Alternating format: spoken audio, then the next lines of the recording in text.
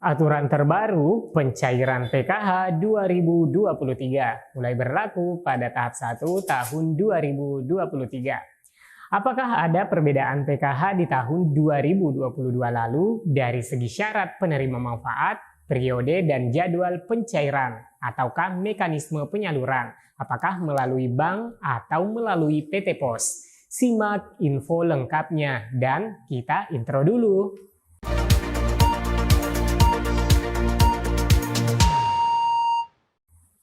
Assalamualaikum warahmatullahi wabarakatuh. Apa kabar teman-teman? Semoga semuanya sehat selalu dan dalam keceriaan diliputi rasa kebahagiaan. Amin ya rabbal alamin. Teman-teman semua, terkait bantuan PKH memang selalu menarik diperbincangkan. Pasalnya, bantuan PKH itu adalah bansos yang menggunakan anggaran perlindungan sosial yang cukup besar.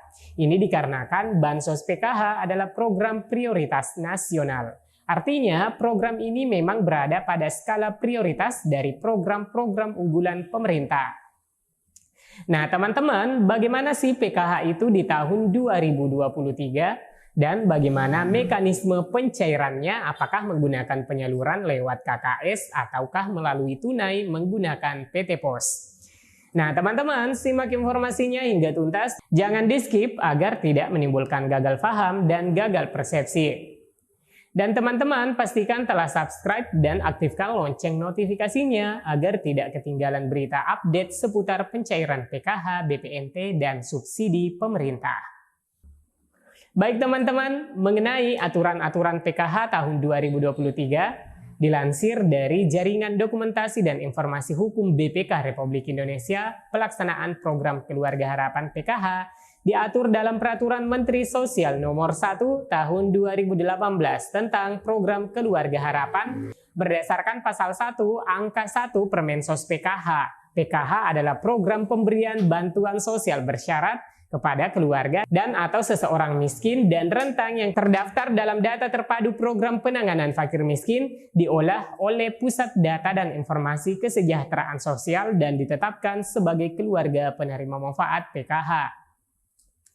Berdasarkan pasal 3 dinyatakan bahwa sasaran PKH merupakan keluarga dan atau seseorang yang miskin dan rentan serta terdaftar dalam data terpadu program penanganan fakir miskin.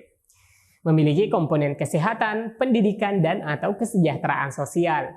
Berdasarkan pasal 6, keluarga penerima manfaat PKH berhak untuk mendapatkan yang pertama, bantuan sosial PKH, 2, pendampingan PKH, yang ketiga, pelayanan di fasilitas kesehatan, pendidikan, dan atau kesejahteraan sosial, dan yang keempat, program bantuan komplementer di bidang kesehatan, pendidikan, subsidi energi, ekonomi, perumahan, dan pemenuhan kebutuhan dasar lainnya.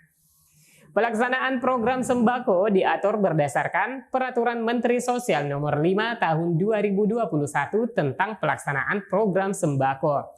Berdasarkan Pasal 2 Ayat 1, program sembako bertujuan untuk 1. Mengurangi beban pengeluaran KPM melalui pemenuhan sebagian kebutuhan pangan. Yang kedua, memberikan bahan pangan dengan gizi seimbang kepada KPM.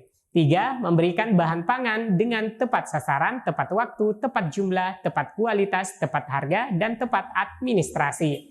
Dan yang keempat, memberikan lebih banyak pilihan dan kendali kepada KPM dalam memenuhi kebutuhan pangan.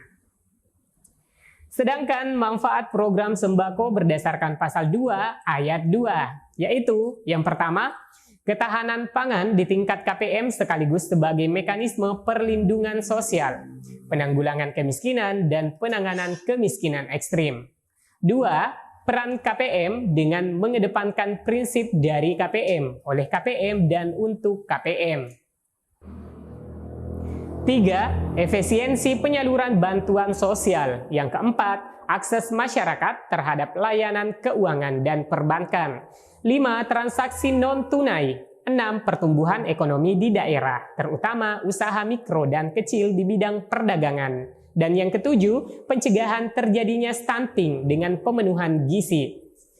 Program sembako diberikan kepada keluarga penerima manfaat yang telah tercantum dalam data terpadu kesejahteraan sosial. Bisnis proses pada PKH tahap 1 meliputi validasi verifikasi peserta PKH, pertemuan kelompok, graduasi PKH dan penyaluran bantuan, serta rekonsiliasi penyaluran bantuan yang berlangsung pada periode Januari hingga Maret tahun 2023 ini. Jadi ini perlu dipahami bahwa dalam kurun waktu Januari hingga Maret itu tidak melulu pencairan, tetapi merupakan bulan bisnis proses PKH tahap 1. Di antara sekian urusan-urusan PKH, maka penyaluran adalah salah satunya. Informasi terkait kepesertaan Bansos PKH tahap 1 tahun 2023 dapat diakses melalui aplikasi 6NG yang ada di Dinas Sosial Kabupaten. Nah, teman-teman, Kementerian Sosial telah menyiapkan anggaran untuk penyaluran Bansos PKH tahap 1 periode Januari hingga Maret 2023. Saat ini, para KPM tinggal menunggu kapan pencairan atau penyaluran bantuan program Keluarga Harapan ini. Lalu, bagaimana dengan mekanisme penyaluran bantuan sosial program Keluarga Harapan? Apakah melalui kantor pos atau melalui Bank Himbara, yaitu dengan menggunakan ATM KKS merah putih? Menteri Sosial Tri Risma hari ini memberikan penjelasan terkait dengan penyaluran bantuan program Keluarga Harapan PKH tahap 1 ini. Meski dalam rapat bersama DPR RI, Kementerian Sosial telah siap untuk penyaluran melalui PT Pos Indonesia, namun jika melihat data pada aplikasi 6NG di Dinas Sosial Kabupaten Kota, memuat keterangan nama KPM penerima bantuan program Keluarga Harapan PKH Triwulan 1 tahun 2023. Kemudian di data akhirnya ada keterangan penyaluran lewat Bank Himbara. Dalam hal ini adalah Bank Mandiri dengan menggunakan kartu Keluarga Sejahtera atau KKS merah putih, teman-teman.